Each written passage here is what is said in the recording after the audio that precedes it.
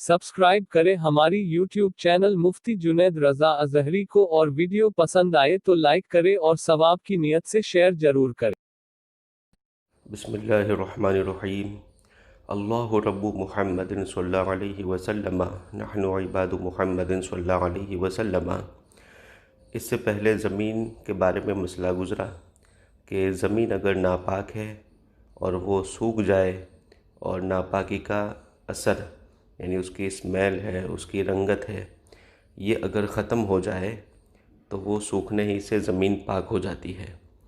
ज़मीन ही की तरह जो चीज़ें ज़मीन से लगी होती है, लगी होने का मतलब उसमें धंस चुकी होती है और उसी से बिल्कुल मिली हुई होती है, जैसे दरख्त है, घास और दीवार और ऐसी ईंट कि जो ज़मीन के अंदर धंसी हो, उससे जुड़ी हुई हो, वो कंकर और वो पत्थर कि जो ज़मीन के अंदर धंसे हुए हों, घुसे हुए हों, जो आसानी से निकालने से न निकले।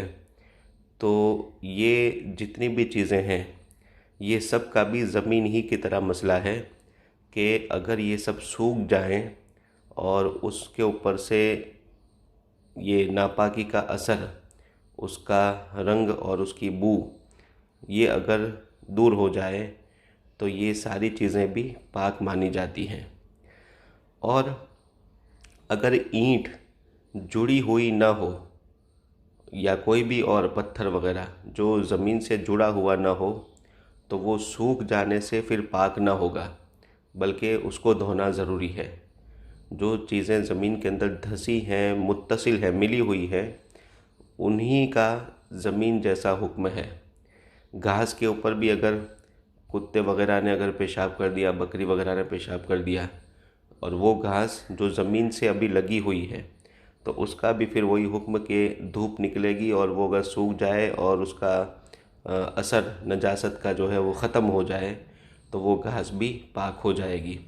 दरख्त के ऊपर अगर पेशाब किया, उसके तने के ऊपर, और वो भी अगर सूख गया तो उसका भी फिर वही हुक्म है। इसी तरह अगर वही दरख्त या घास अगर सूखने से पहले उसको काट लें, यानी पेशाब किया घास के ऊपर या जो छोटे दरख्त वगैरह लगे थे उनके ऊपर पेशाब किया है और पेशाब करने के बाद अभी सूखा नहीं कि उसको काट लिया, तो फिर अब ऐसी सूरत में उसको धोना ज़रूरी होगा अगर इस्तेमाल में लेना है तो। अगर धोया नहीं तो वो पाक नहीं होगा। अस्सलामु अलैकुम।